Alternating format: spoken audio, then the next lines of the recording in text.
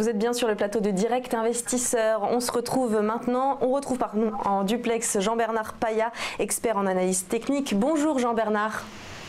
Bonjour à toutes et à tous. Merci d'être avec nous. Alors, on a vu que le CAC était toujours en baisse. Quelles sont les raisons principales de ce constat ? Alors, il y a trois raisons principales à ce constat. Notamment, on a vu que on a eu une dynamique baissière un peu plus marquée depuis la semaine dernière sur les indices européens, notamment le CAC et le DAX. Alors, les raisons principales sont notamment l'évolution du taux long aux États-Unis, qui est aux alentours de 3,2% actuellement. Et nous avons aussi la question budgétaire italienne, qui reste toujours là et qui n'a pas de solution encore. Donc on en saura un peu plus la semaine prochaine, le 15 octobre plus précisément. Et aussi nous avons toujours l'économie chinoise qui est quand même affectée par les tarifications douanières imposées par les US. Alors allez-y. Je vous en prie. Non, concernant le DAX, pourquoi justement il baisse encore plus que le CAC ? Alors, il y a une des raisons principales à cela, c'est que il y a une inquiétude de Donald Trump au sujet de l'excédent commercial allemand. Donc, si vous voulez, l'industrie automobile prend notamment un petit coup parce que il a dit, entre autres, depuis quelque temps déjà, il a laissé planer qu'il ne comprenait pas pourquoi il y avait plus d'automobiles quand il regardait par sa fenêtre, par exemple, de son bureau, il voyait plus d'automobiles allemandes sur les routes que les automobiles américaines. Alors, il ne comprenait pas, donc il a menacé, si vous voulez, depuis quelque temps déjà, d'imposer une taxe douanière un peu plus, on va dire, il a proposé de taxer l'automobile allemande un peu plus que les autres. Ça fait déjà depuis le mois de mai qu'il propose ça d'ailleurs. Oui, exactement. Mais là, si vous voulez, aux dernières nouvelles, nous avons aussi remarqué que l'excédent commercial allemand est encore à atteindre des niveaux supérieurs. Donc, je pense que cela va pas lui faire plaisir. Donc, il va en parler dans pas longtemps, je présume. Et alors, du coup, les niveaux sont à surveiller. Qu'est-ce qu'on peut envisager avec ce que vous venez d'analyser de ces deux indices ?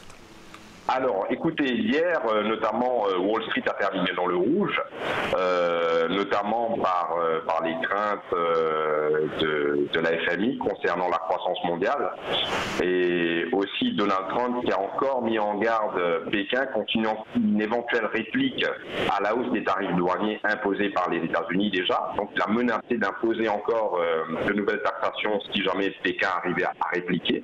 Donc, tout cela fait que, si vous voulez, Wall Street a terminé dans le rouge hier.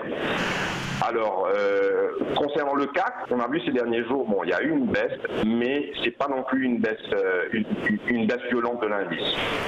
Donc pour le moment, si vous voulez, il n'y a rien de méchant. Il n'y a pas eu d'accélération baissière.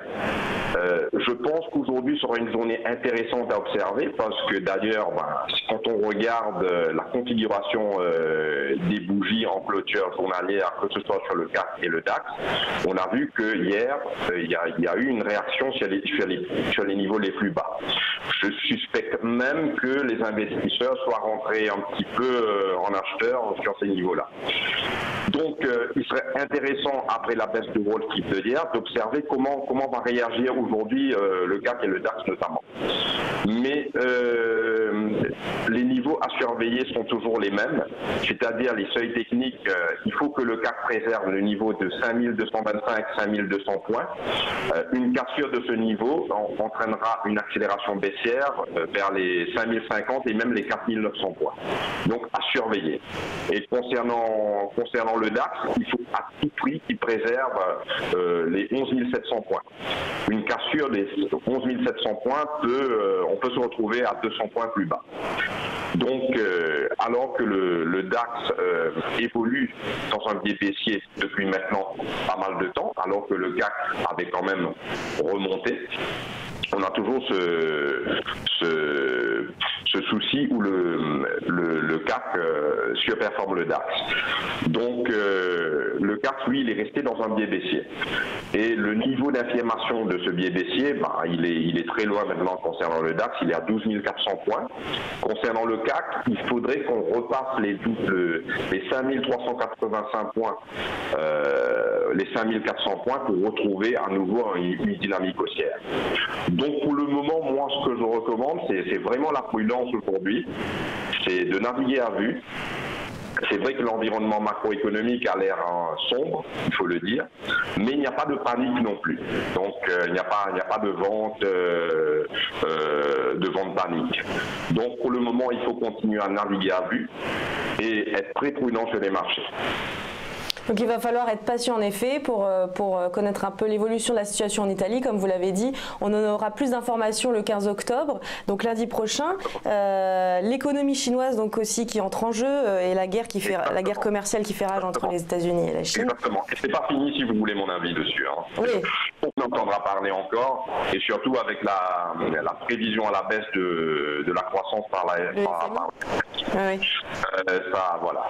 Mais comme je vous dis, la dynamique baissière est en place, il n'y a pas de souci, mais il n'y a pas de panique encore.